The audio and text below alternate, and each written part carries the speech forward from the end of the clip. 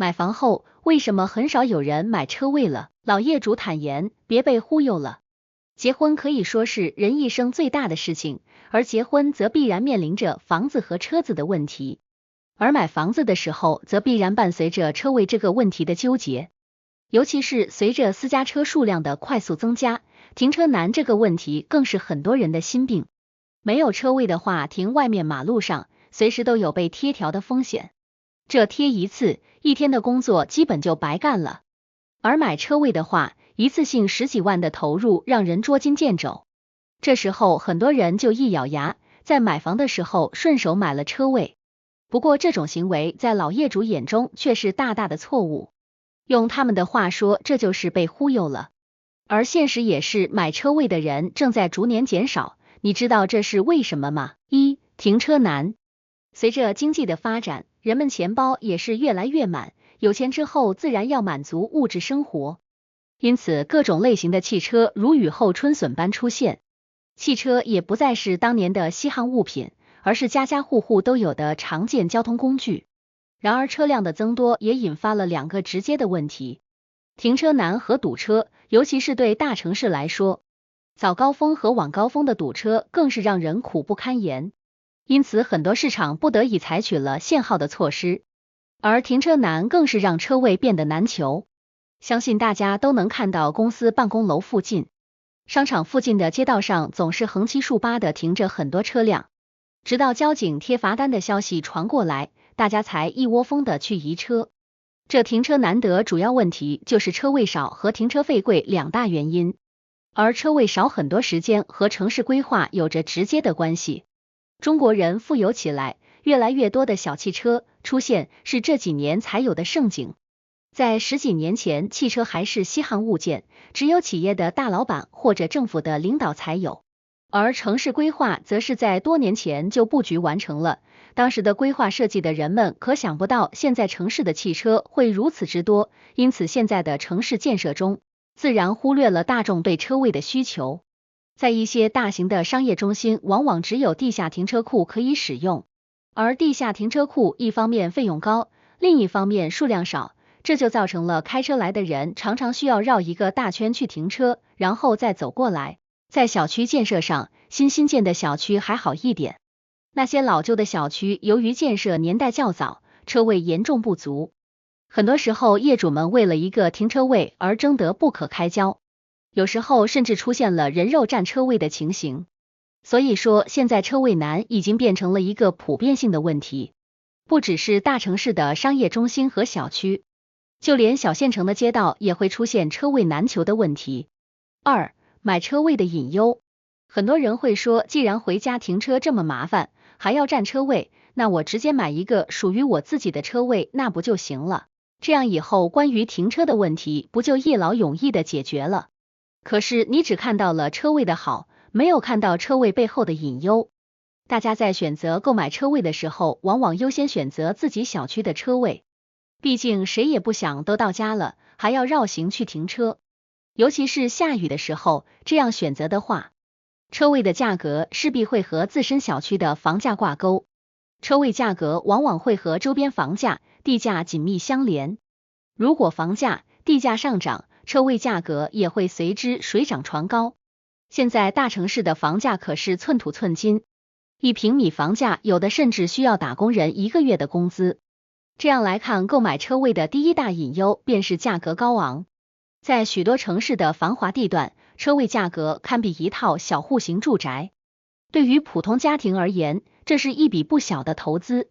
而且如此来算的话，车位不是一个简单的工具，而是具备一定的金融和投资属性。有这些属性的加持，很多人在买车位的时候初心就不再单纯。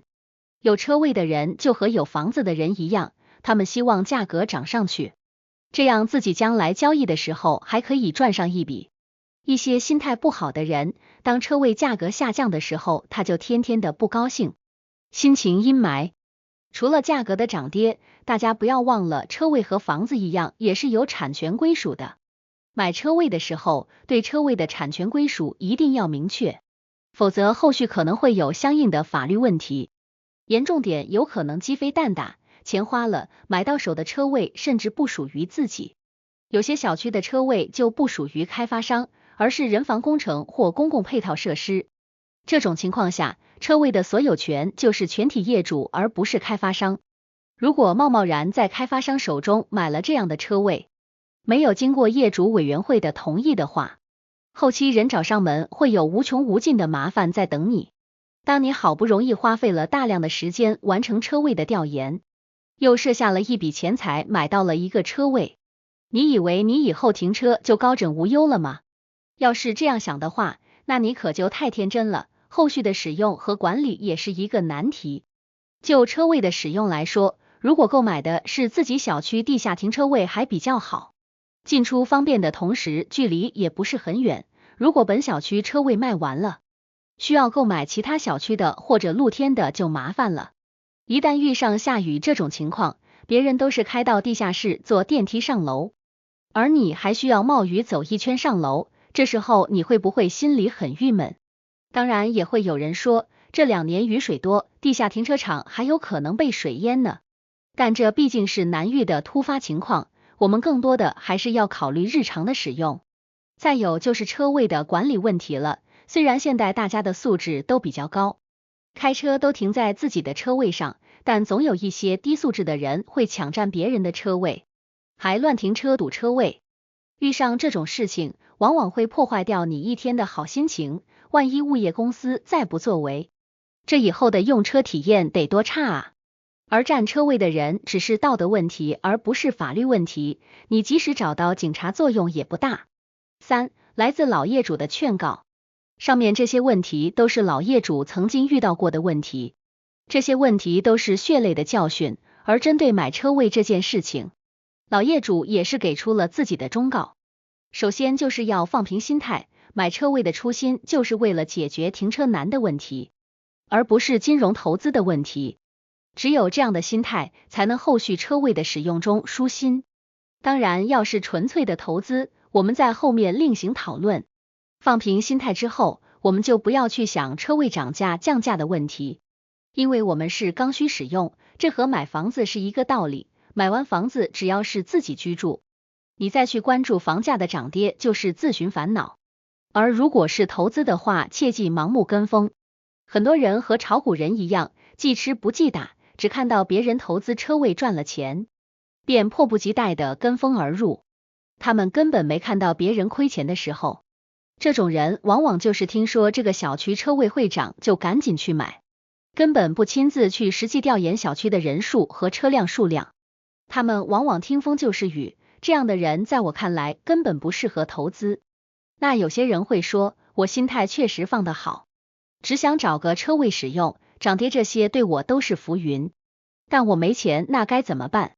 这种情况咱们老业主也是遇见过的，他们的建议就是租车位。4. 灵活省心的租车位。相比买车位一次性10几万的大额支出，租一个车位的价格就低多了。对于买完房之后兜里确实没多少钱的人来说，租车位确实是一个好的选择。首先来说，租车位不用一次性大额支出，这样就解决了手里没钱，或者买完车位后手里没钱的大难题。手里有钱的话，业主无论后面干什么心里都不慌。比如一个20万的车位，租1个月的费用可能只有500元，如果选在年租的话，费用可能会更便宜。虽然每月都会有这笔固定的支出，但总的来看还是很划算的。如果你选择分期买车位的话，还不如用利息的钱去租车位。而且租车位除了金钱方面的便利之外，在使用上也是很便捷的。对于我们普通人来说，生活中的不确定性因素还是很多的，说不定哪天工作就变动到一个偏远的位置了，这时候住址很有可能跟着变动，那你的车位不就白白浪费了？或许有人会说，我可以把车位租出去啊，那这样选择的话，我们为什么不开始就选择租一个车位呢？这样就根本无需担心这种问题的发生，还减少了麻烦。